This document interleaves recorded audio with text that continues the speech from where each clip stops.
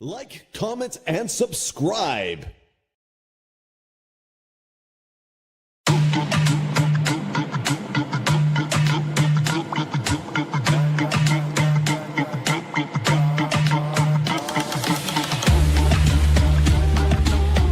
inheritance is turned to strangers, and our houses to aliens. We are orphans and fatherless. Our mothers are as widows. We are drunk in our water for money, and our wood is sold unto us. Our necks are under persecution. We labor and have no rest. We have given our hand to the Masrayan and to the Assyrian to be satisfied with bread. Our fathers have seen and are not, and we are born their iniquity.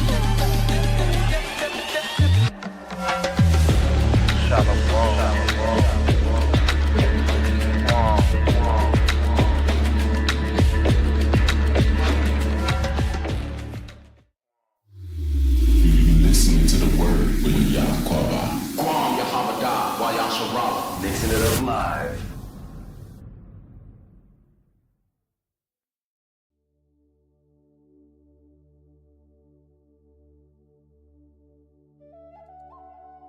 All right, Mashpaka.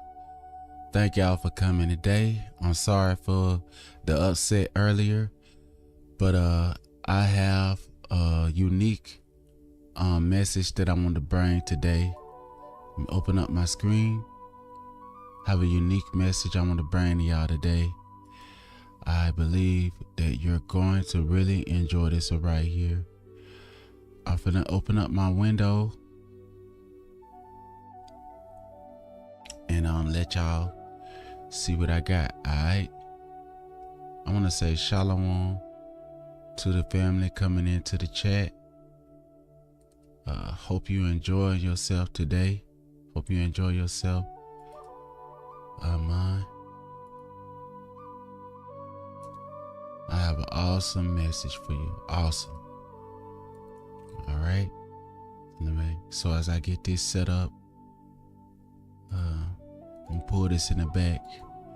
So y'all, if you was here earlier and seeing my issues coming on here, you would have known that I was having a lot of issues on here. But I'm just trying to get back into the rhythm of things. Trying to get back in the rhythm. And I'm gonna share my screen. It's going to be just like any other Windows screen. It ain't gonna be all fancy tonight. Uh-oh.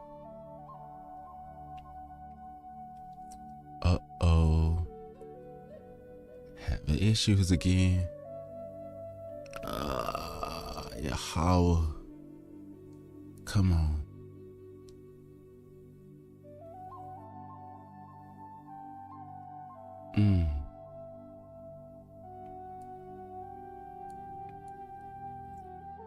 I'm still here, so I'm not gonna let that stop me. I'm still here. I'm gonna let that sit right there. So I can't share with y'all the screen right now. So I'll read to y'all what I got. Alright. Let me see. They're saying the UI is not responding. Would you like to try and close the program? No. Okay. So let me go ahead and read these articles I got for y'all. And I'll leave them underneath the video when this is done. Sorry I can't show them up today. Having issues. But the articles is underneath the video like I said. And I'm finna just go ahead and start reading. The first one I started with is Take the Impossible Literacy Test Louisiana Gave Black Voters in 1960 by Rebecca Union. Now in my school, we had a history teacher. Her name was Miss Mayers. She was a elderly sister. I believe she also taught us when I got to middle school at Jenkins. Miss Mayers was there as well. She taught us about the jelly bean test. Her and Mrs. Lathine. They taught us about the jelly bean test. And I'm finna read to y'all what that is. Alright, and when we talk about brothers getting jobs and with this jelly bean test thing that they had going on, you're gonna understand the significance of why I made the title the way I did. Alright, so take the Impossible Literacy Test. Louisiana gave black voters in 1960s. The Vote is a new history blog. Let us like us on Facebook, so that's their page. Alright, let me see. This week's Supreme Court decision in Shelby County v. Holder overturned Section 4 of the 1965 Voting Rights, which mandated federal oversight of changes in voting and voting procedure in jurisdictions that have a history of using a test or device to impede enfranchisement. Here is one example of such a test used in Louisiana in 1964. After the end of the Civil War, would-be black voters in the South faced an array of disproportionate barriers of enfranchisement. The literacy test, supposed applicable to both white and black prospective voters, could improve a certain level of education, but an actual disproportionate administered to black voters was a classic example of these barriers. Now, the European people was not given the jelly bean test, but there's always a push to try to include the people who everybody deem as important, to disassociate the people that is really going through the situation away from their claims, to make their claims less valid in some people's mind. But I believe that some people use this tactic to try to weigh on the hearts of other people instead of just going out and just plain telling the truth, on the matter, instead of just coming right out with it and saying, look, this is what they did to so-called black people.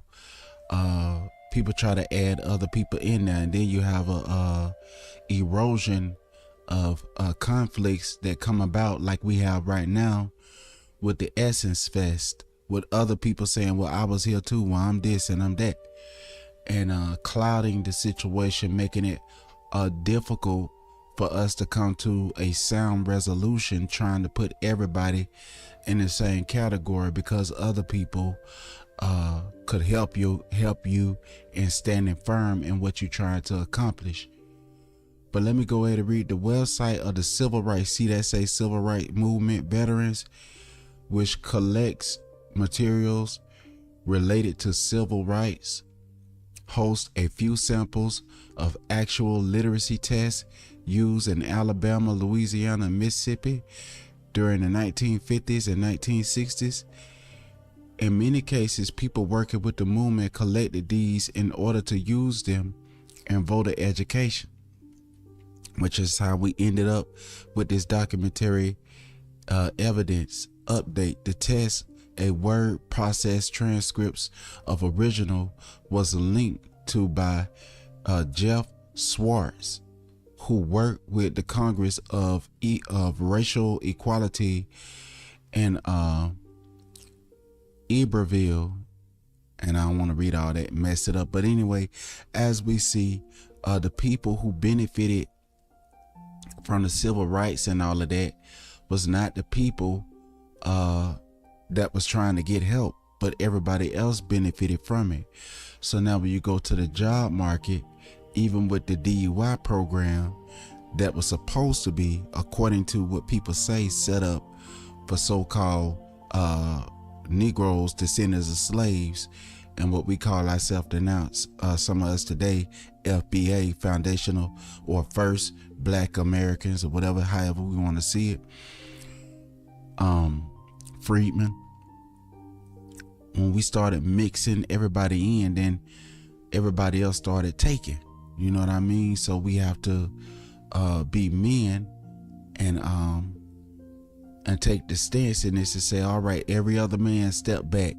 We need to take the mantle and take control of this. But when you have people in your community that does not see the worth of the Negro male anymore, it causes a great issue. Now, when you have a brother that go out to get a job, there are barriers set up for him. There are barriers set up for the brother to get a job. They will hire the brother's woman over him and cause him to feel unneeded or unwanted. And they have words for that. Shalom, Ak Judah. There are words for that in the urban community that we watched on television. Dusty, Tyrone, Pookie, or whatever they want to call it. But these situations was not set up by the brothers and sisters in the community. Although we're going through this because of a curse, we can be free from that curse. Messiah came to set us free from the curse. But although we going through this and other people try to use that and they say, well, y'all judging them so he don't see us, as the prophet said they would say. Although we going through this, other people have a part to play in the dismantling of us. Can you imagine a person breaking the brain of somebody and then turn around after that person's brain has been broken by a psychotic person, turn around and call that person slow because of themselves and hungry because of themselves after they took all the food from them, homeless because of themselves because they took their funds away and burnt down their towns and stuff, and say you're homeless because you lazy, you're hungry because you just that lazy, you're messed up in the head because y'all just crazy, y'all have no point, y'all have no reason to claim anything. Only people that can claim something is the people that y'all tried to get to formulate around y'all to help y'all because y'all was overpowered by these people. And people come in, they take over the Essence Fest. They come in, they take over hip hop. They come in, they take over R&B. They come in, they take over jazz. They come in, they trying to take over the community stores and everything. All the while looking at the people who never got any assistance, while they getting all this assistance from the government, millions of dollars to build up stores, not turned down on loans, not turned down by their community because their community mindset has not been broken like these people. But they turn around and try to destroy and dismantle everything because they say if these people have anything for themselves, that means that that person is wicked and evil. They're always supposed to share, but we don't have to share. We share if we want to share. That's why when we try to start our stuff, it's hard to get it done. And when we get our stuff started, we got to pay out more than other people do because our people are trained to go and shop inside of these stores. On the television as I was growing up, I saw I don't want to grow up, I want to be a Toys R Us kid. I saw when Walmart first came out. I saw when Ross was advertising on TV. And the people that you seen on TV from our side was the Apollo and things like that. You saw the NFL, you saw Emmitt Smith, you saw Deion Sanders. We didn't so a lot of us started moving in those areas, and then we started seeing this and that. But you have other people come in and they claim that and they say they started it all. So y'all see how that go? Anytime we needed help, other peoples came in, aliens came in among us, and they rose up higher than us. And then you'll have false leaders in the church say that has no relevance to anything written in the scripture. Y'all just supposed to take hell and pray that y'all go to heaven, and pray for the places that y'all at, because they ain't gonna be destroyed. And if you think about it any other kind of way, you're reverse racist and you're evil and you're a cult.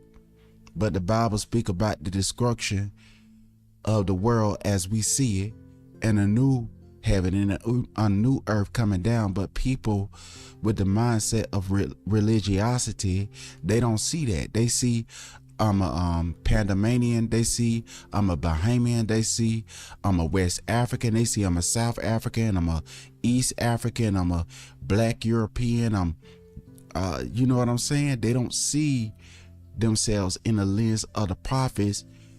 We have learned the scripture, a lot of us, the wrong way, left it because it didn't make sense.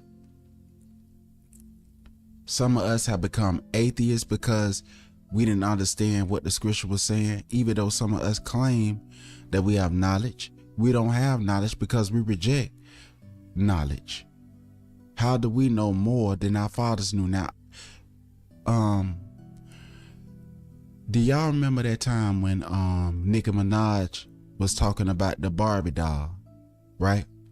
Now, there was a man that created a Barbie doll company before Barbie came out. He was a Israelite, all right? He was not a European. He was a descendant. He was a freedman, and he was an Israelite. And I don't want to say a Black Hebrew Israelite, because like the pastor and them say, that's an oxymoron. He was a Israelite, and they called the Israelite Nigger. A former slave creates the first black doll company for his daughters. Here's why. There was segregation. All right, there was segregation back in them days. And look at what time this Richard Henry Boyd, born Dick Gray in March the 5th, 1843. The former slave renamed himself Richard Henry Boyd after the Civil War. Boyd eventually became an entrepreneur and wore many hats through his life. He didn't go and jump and try to figure out where massa shop at. He became an entrepreneur, a preacher, a missionary, publisher, banker, educator, writer, and black journalist. And black nationalist. When they say black nationalist, that's a scary thing with a lot of people. But that means that he embraced all of his people on the four corners of the earth. It don't mean he was no hate cult person. Among other things, Boyd founded the National Negro Doll Company in 1911. Now this is 1911. This is way before immigration of dark races of people, except the only ones that was on the land was freedmen. My brothers and sisters on their plantations, where they come over here to the plantation where we at. This is way before that now.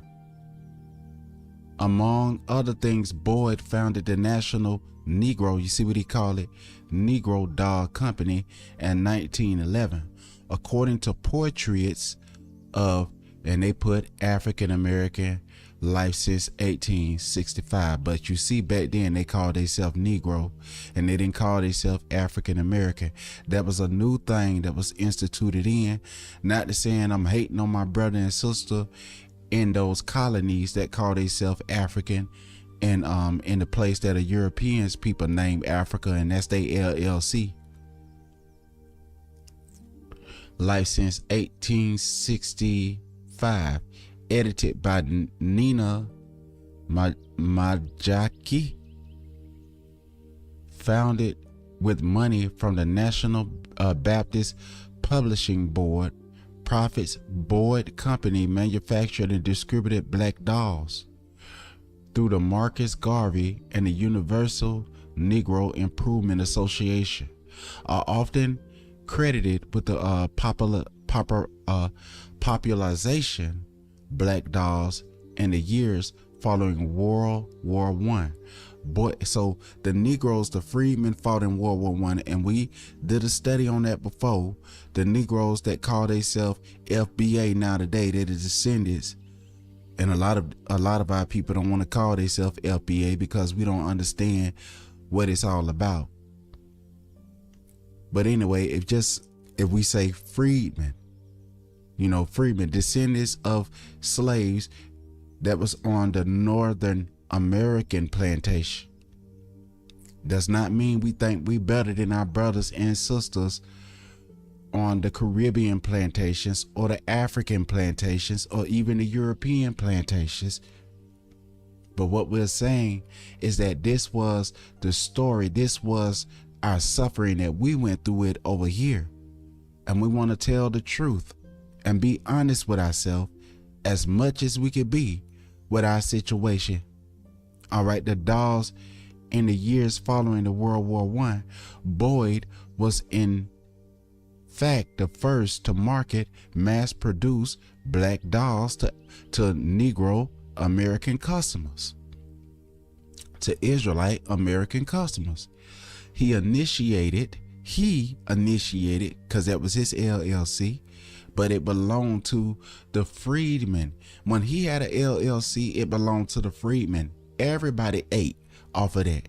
But now with these new LLCs, the only person that eat is a group of so-called Negroes, a section over here, and the elite over there, and the boule, and the whoever class and whatever group it is over there. So they don't see it. When Mr. Boyd had this thing, it was for the freed men. It was not for Mr. Boyd by himself. It was for when grandmother grew collard greens and okra and all that, and she grew rice and all that in her garden. Everybody in the neighborhood could benefit off of that. If you needed something to eat, when the new people came inside of town, everybody came over. They gathered stuff out of their gardens, out of what they did as a store. Some mother may sew clothes, some mother may make shoes. They come and they give it to the person newly in the neighborhood to get that person established. All right, you need any nails, you need anything. They understood that a person needs something to build from nothing. But with these new LLCs that got Freedman name on it, a lot of them don't benefit the brothers and sisters. But the brothers and sisters with the heart to build with brothers and sisters find it hard, because a lot of our brothers and sisters are practicing separatism within our nation. Boyd was in fact the first to market mass-produced black dolls to black American consumers, to Israelite American consumers. He initiated the National Negro Doll Company after he tried to purchase dolls for his children, but could find none that were not gross caricatures of Israelite Americans. So he saw that none of the baby dolls that he was trying to purchase from the other European stores, that was not a mass production of stores, but they made it out of their house or whatever they had. But he found that there was no dolls that looked like the Israelites. So what he did, and he was not in an occult, what he did, and he was not being evil and hateful, what he did is that he started making it himself. My daddy say, if you want something done right, do it yourself. Beginning in 1908, Boyd distributed black dolls that he could purchase from a European manufacturer. And he was purchasing the products and stuff from up there in Europe, until he launched his own company. You remember Olado Aquino and them wanted to escape or go to Europe, because I suppose it was better in Europe than it was in a North American plantation. An advertisement for the dolls, which ran in Nashville Globe. Other newspaper and Boyd Sunday School publications illustrates how Boyd marketed them to install racial pride and self-respect. Did that hurt anybody? No. These toys and advertisement proclaimed are not made of that disgraceful and humiliating type that we have been accustomed to. And if you look at some of them old dolls on how they made some of our how they tried to make our images on the baby dolls and stuff, if you would have seen how those dolls look, you wouldn't like that. To give your little baby girl and say, hey, inspire, do this doll here. Think of yourself like this, how y'all look. Hey, there's a pretty European baby doll, and there's that old ugly, raggedy, dusty doll over there.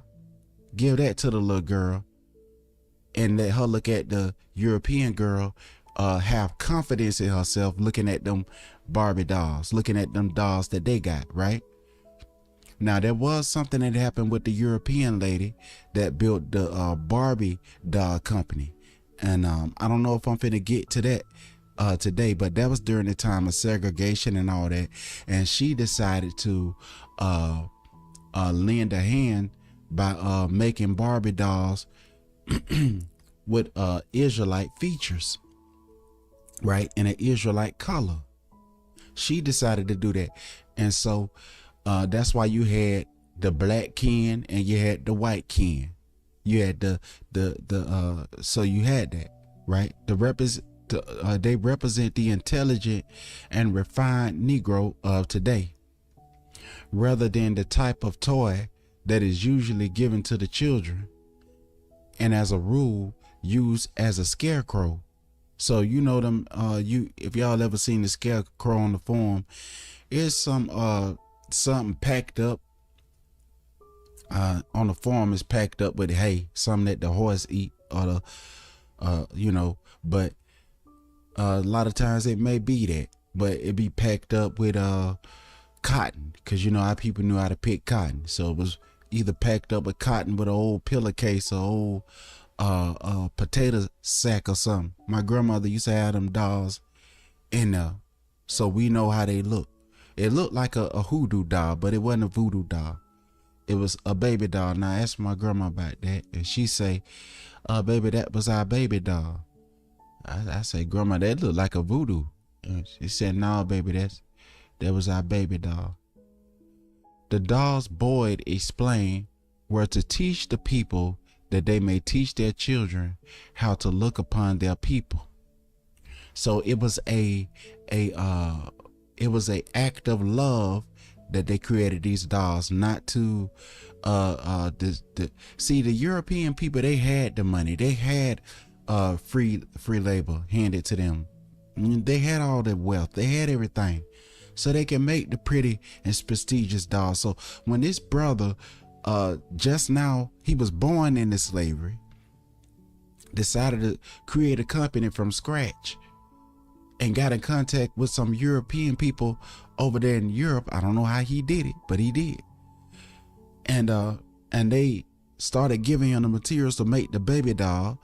It wasn't because they was being reverse racist. What they was doing is trying to build the confidence of the people. All right. To National Negro Doll Company ads appear in Black Dolls and Identification and Value Guide books. Two by Myla Perkins, collected books, 1995. Okay, so when this is over, y'all make sure when I get off here, y'all make sure y'all go and join the brother's website. His name is Freddie Taylor. Join his website and sign up for it. It says Black history is world history. We need you with us. Sign up for empowerment stories, inclusive updates, and first access to everything urban intellectuals. The brother is trying his best to he putting in work, right? So those 2 articles I left down there for y'all. And also they actually have a picture that they took, a picture that somebody took of that qualification test that people had to do in the state of Louisiana and many places, where our teachers used to teach us about the jelly bean test. If you could count these jelly beans, you can vote. And that's how a lot of brothers feel when they trying to get these jobs out here. It's like, if you could count all these jelly beans in this jar, we'll hire you. But other people come in and they say hired on the spot. You could train somebody and they hire them over you and get them a higher position. But it's like we got to count jelly beans like our mothers and our fathers them had to do in order to vote. You know, and any wealth that you got, it could be taken away from you. And it say, I'm gonna read one thing to you, and when I get off of here, you could go and check out the links underneath the video after I'm done. Draw a line through the letter below that comes earliest in the alphabet. All right, so it says draw a letter in a line below, and then they give you a test. Some of the tests that our fathers and our mothers had to take that's still alive today, and some of them is asleep. But we met them because they our mother and daddy, you know, granddaddy and grandma. But y'all can look through this stuff. All right, fam, I'm about to get off here. I just wanted to come on here tonight. Since I got my computer up, it was something was wrong with the whatever they call them things, but you gotta press Windows Control B and all that to try to reset everything. I had to take the cartilages out of the computer and everything, rebuild it all the way up again. So that's where it was with me, fam. So y'all willing, I'll be back on here some other time and talk to y'all some more about some of the things that I have learned, and so we can grow together. I want to say shalom to the family, and I'm finna get up off of here. All right, thank y'all for coming.